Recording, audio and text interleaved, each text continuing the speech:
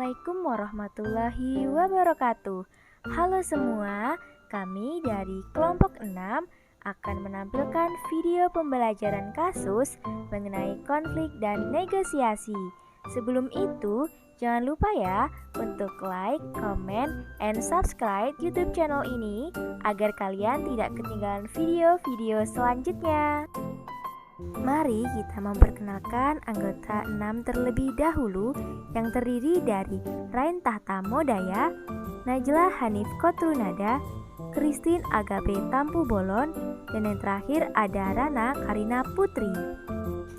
Pertama, kita akan membahas gambaran kasus mengenai studi kasus Gereja Kristen Jawa Joyodiningrat dan Masjid Al-Hikmah. Gambaran umum kasus. Indonesia merupakan negara yang memiliki nilai toleransi tinggi. Hal tersebut dibuktikan dengan banyaknya tempat ibadah yang saling berdampingan di berbagai kota di Indonesia. Salah satunya di kota Solo. Terdapat 2 rumah ibadah yang saling berdampingan sejak kurang lebih 60 tahun yang lalu. 2 rumah ibadah berbentuk gereja dan masjid tersebut memiliki satu alamat yang sama, yaitu terletak di Jalan Gatot Subroto nomor 222 Keratonan, Serengan, Solo. Gereja Kristen Jawa Joyodiningrat dibangun pada tahun 1947 dan pembangunan masjid dimulai pada tahun 1957 yang dulunya masih berbentuk musola. Pada mulanya Gereja Kristen Jawa tersebut terletak di Danukusuman dan menggunakan gedung sekolah sebagai tempat ibadah. Seiring berjalannya waktu, jamaat di gereja bertambah dan pengurus gereja mencari tempat lain untuk membangun gereja. Ketika itu ada seorang bapak bernama Kiai Haji Zaini Ahmad yang menjual tanahnya di daerah Joyodiningrat dan merupakan teman dari seorang majelis di KGC tersebut. Kemudian, Kiai Haji Zaini Ahmad menjual tanahnya pada pihak gereja dengan syarat menyisakan beberapa petak tanah untuk dijadikan musola. Hal itu pun disepakati oleh pihak gereja dan Bapak Kiai Haji Zaini Ahmad mewakafkan tanahnya untuk masyarakat Joyodiningrat untuk bangunan masjid. Selang beberapa tahun, masyarakat sekitar mengajukan izin kepada pihak gereja untuk mendirikan bangunan masjid dan disetujui karena adanya saling percaya dan menghormati. Waktu letak Gereja Kristen Jawa KGC Joyodiningrat dan Masjid Al-Hikmah berdekatan, bahkan memiliki alamat yang sama. Akhirnya dibangunlah sebuah tugu setinggi 1,5 meter sebagai bentuk atau simbol perjanjian persaudaraan antara pihak gereja dan masjid. Kesepakatan antara Gereja Kristen Jawa dan Masjid Al-Hikmah sudah merupakan kebijakan dari pendahulu, sehingga masyarakat di lokasi tersebut memiliki tanggung jawab untuk saling memahami dan menghormati. Meski demikian, perbedaan antara keduanya tetap ada hingga sekarang.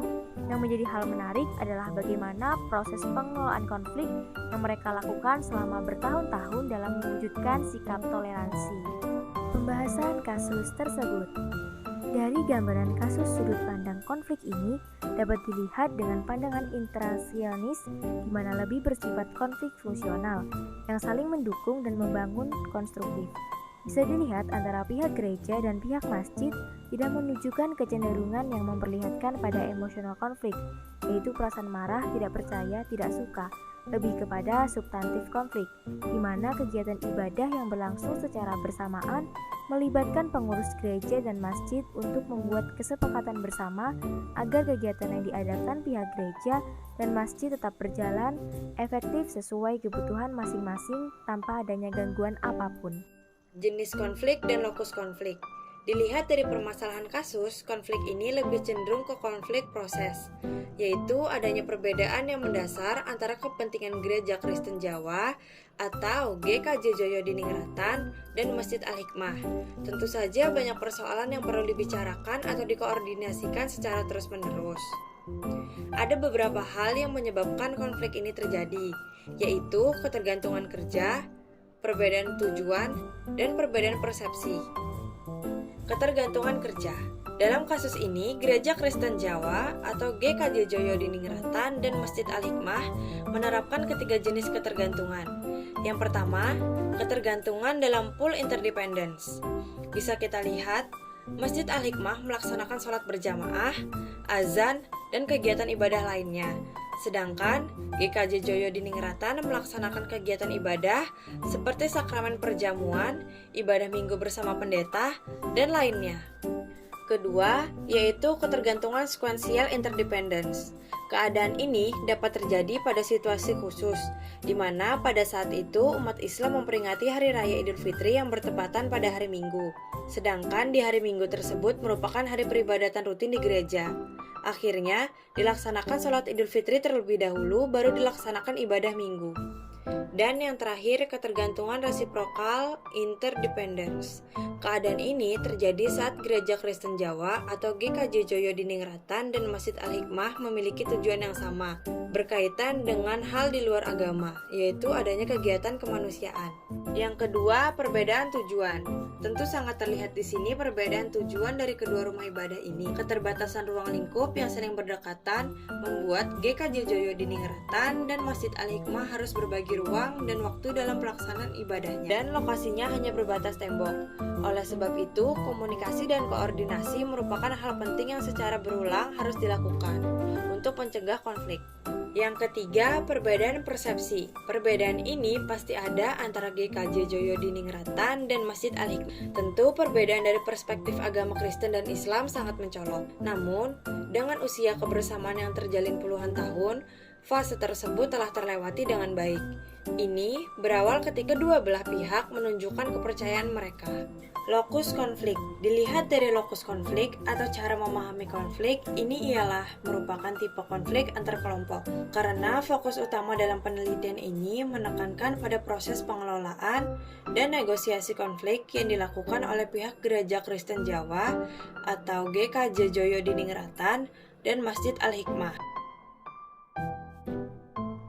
Proses konflik. Proses awal konflik dari kasus ini pada awalnya karena pertentangan dan ketidaksesuaian antara kedua belah pihak. Dalam kasus ini, proses konflik bersifat struktural, karena hal ini meliputi tingkat ketergantungan antara kelompok yang terlihat. Karena saling ketergantungan yang membuat semakin terspesialisasi aktivitasnya, maka semakin tinggi terjadinya konflik. Kesadaran dan personalisasi. Dalam kasus ini, sadar bahwa kasus ini hanya dipandang sebagai konflik, tidak berarti harus dipersonalisasikan ataupun ditunjukkan. Karena antara kedua belah pihak memegang amanah dari para tokoh gereja dan masjid dari dulu untuk menjaga keharmonisan, akhirnya dijalankan dengan baik oleh pengurus selanjutnya. Niat. Bisa kita lihat dari kasus GKJ Joyo Diningrat dan Masjid Al-Hikmah. Tanggapan dari kedua belah pihak ialah, pertama, saling berkolaborasi, di mana kolaborasi ini terjadi ketika keduanya bersama-sama memberikan bantuan pada korban gempa di Yogyakarta. Mereka sama-sama menggabungkan pemikirannya tentang kepentingan orang lain yang terkena musibah. Kedua, mengakomodasi. Akomodasi yang dilakukan GKJ Joyo Diningrat dan Masjid Al-Hikmah diantaranya adalah yang terjadi pada kasus ini ketika GKJ Joyo Diningrat mengadakan kegiatan pentahbisan pendeta pada Oktober 2017. Pengurus gereja berkoordinasi dengan pengurus masjid untuk menurunkan volume suara speaker masjid karena kegiatan pentahbisan pendeta diselenggarakan pada jam yang sama saat masjid menjalankan ibadah sholat maghrib. Ketiga, pendekatan menghindar, di mana sebelum pelaksanaan sholat jamaah di masjid, biasanya diperdengarkan lantunan ayat Al-Quran. Pihak GKJ Joyo Diningrat pun tidak terganggu dengan pengarah suara Masjid Al-Hikmah. Begitu juga dengan aktivitas paduan suara pujian GKJ Joyo Diningrat yang berlangsung setiap minggu. Kedua belah pihak menghormati kegiatan masing-masing. Terakhir, berkompromi. Pendekatan berkompromi pernah dilakukan oleh GKJ Joyo Diningrat dan Masjid Al-Hikmah. Resolusi konflik yang mereka lakukan adalah melibatkan ketua RT untuk diskusi dan pengambilan keputusan. 4. Perilaku ini merupakan pengimplementasian dari niat yang tadi dengan mereka berusaha saling menghargai dan menjaga keharmonisan yang ada. 5. Hasil. Maka bisa ditarik kesimpulan bahwa dari kasus tersebut, konflik yang didapat ialah konflik yang lebih bersifat fungsional karena mereka tetap menjaga komitmen untuk tetap menjaga perdamaian. Negosiasi. Dalam proses negosiasi, di kasus ini, strategi yang digunakan ialah perundingan integratif, di mana setiap individu dalam kepengurusan GKJ Joyodiningrat dan Masjid Al-Hikmah menunjukkan kesepakatan dalam menciptakan solusi kemenangan dalam setiap konflik. Anggota dari pengurus masing-masing rumah ibadah tersebut juga menunjukkan sikap saling terbuka dan selalu melakukan inisiatif setiap ada keperluan atau kebutuhan yang sekiranya membutuhkan koordinasi.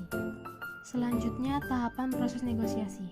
Persiapan dan perencanaan. Sifat konflik antara Gereja Kristen Jawa atau GKJ Joyodiningrat dengan Masjid Al-Hikmah adalah substantif konflik yang melibatkan ketidaksepakatan mendasar yang tidak berakhir, yang berarti konflik antara kedua belah pihak akan terjadi sewaktu-waktu di masa mendatang. Dilihat dari sejarah terbentuknya kedua rumah ibadah, sudah ada dilakukan negosiasi. Pihak yang ikut terlibat dalam konflik ini adalah pihak gereja dengan pihak masjid. Namun selain itu ada ketua RT, di mana ketua RT sebagai pihak tengah yang dapat memberikan jalan keluar. Kompromi. Ketua RT tersebut dilibatkan untuk menghindari pengambilan keputusan yang kurang tepat. Dengan dilakukan negosiasi ini, mencapai kesepakatan bersama, mengurangi perbedaan porsi dan konflik pada tiap pihak, menyatukan semua pendapat sehingga bisa menguntungkan kedua belah pihak. Negosiasi antar pihak tidak ada batasan selama masih dalam konteks ibadah yang baik dan tidak saling merendahkan rumah ibadah. Kedua belah pihak pastilah mengharapkan win-win solution. Oleh sebab itu, dalam penyelesaian masalah, mereka meminta bantuan pihak ketiga untuk menghindari pengambilan keputusan yang kurang tepat. Tahapan proses negosiasi yang kedua yaitu klarifikasi dan pembenaran. Pada mulanya, Gereja Kristen Jawa atau GKJ tersebut terletak di Danukusuman dan menggunakan gedung sekolah sebagai tempat ibadah. Seiring berjalannya waktu, jemaat di gereja bertambah dan pengurus gereja mencari tempat lain untuk membangun gereja. Ketika itu ada seorang bapak bernama Ki Haji Jaini Ahmad yang menjual tanahnya di daerah Joyodiningrat dan merupakan teman dari seorang majelis di GKJ tersebut. Ki Haji Jaini Ahmad yang saat itu sebagai tuan tanah membuat persyaratan kepada pihak gereja untuk menyisakan beberapa petak tanah untuk dijadikan musala. Hal itu pun disepakati oleh pihak gereja dan Bapak Ki Haji Jaini Ahmad mewakafkan tanahnya untuk masyarakat Joyodiningrat untuk bangunan Masjid Al-Hikmah. Yang ketiga, melakukan perundingan dan pemecahan masalah. Saat membangun masjid, masyarakat Joyodiningrat mengajukan izin kepada pihak gereja untuk mendirikan bangunan masjid dan disetujui karena adanya saling percaya dan menghormati. Oleh sebab itu, dibuatlah panitia dalam rangka pembangunan masjid. Yang terakhir ya pada implementasi. Sebagai implementasi atas komitmen perjanjian antar gereja dan masjid, maka dibentuklah tugu lilis setinggi 1,5 meter sebagai simbol perjanjian persaudaraan antar pihak gereja dan masjid. Dalam kasus ini, negosiasi tidak hanya dilakukan oleh kedua belah pihak. Ada pihak ketiga, yaitu negosiasi dengan pihak ketiga. Yang pertama, mediator. Mediator adalah seorang pihak ketiga yang merupakan perwakilan dari Gereja Kristen Jawa Joyodiningrat dan Masjid Al-Hikmah atau ketua RT karena mereka memiliki alamat yang sama atau masyarakat sekitar. Pihak ketiga ini harus bersifat netral, bisa melakukan negosiasi dengan menggunakan pertimbangan, bujukan, dan saran untuk alternatif lain. Yang kedua, ada arbitrator. Pihak ketiga yang dipercayai dan diberi hak untuk bertindak dalam menyampaikan sebuah perjanjian dari pihak Gereja Kristen Jawa Joyodiningrat dan Masjid Al-Hikmah sehingga menghasilkan sebuah penyelesaian. Yang ketiga yaitu konsiliator. Konsiliator adalah pihak ketiga yang menyediakan komunikasi secara informal atau bisa ketua RT ataupun pihak yang terkait. Perwakilan dari Gereja Kristen Jawa Joyodiningrat dan Masjid Al-Hikmah sebagai perantara dalam menyampaikan pendapat, saran, dan kritik, namun harus mencari fakta, menafsirkan sebuah pesan, dan membujuk para pihak yang bertikai untuk mengembangkan kesepakatan. Nah, sudah sampai di akhir video nih. Semoga video pembelajaran tadi bisa bermanfaat dan berguna ya untuk kalian semua. Wassalamualaikum warahmatullahi wabarakatuh. Sampai berjumpa lagi.